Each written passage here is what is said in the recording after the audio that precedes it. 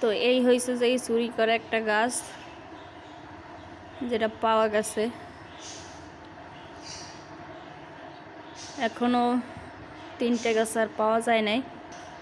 সবচেয়ে বড় গাছ স্ট্যাডেনিয়ামের ওইটাই পাওয়া যায় না, আর সবচেয়ে ছোট যেটা ওইটাও পাওয়া যায় না, আর কাঠগোলাপ গাছটাও পাইনি। ফুল গাছ লাগাইয়ে নাকি বড় কথা আর বলা যাবে না, ফুল গাছ লাগায় হিন্দু বাড়ির মানুষ। আমার গাছগুলো নেবে আর আমি কেউ কিছু বলতেই পারবো না।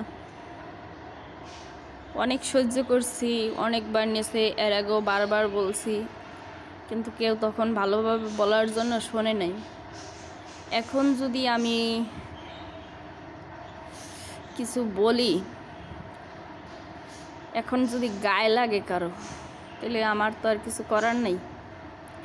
তো টপ সহ যেটা নিছে ওটা তো দেয়ই নাই, আরও গাছ আছে ওগুলোও দেয় নাই। হয় আমার গাছ দিবে, নয়তো গাছের সমান মূল্য দেবে, আর না হয় আমার গাছ কিনে দেব, তো আমার দেওয়া লাগবে। একটা যখন নিছে তাহলে বাদ বাকিগুলো তারাই নিছে, আমার গাছ দিতে হবে।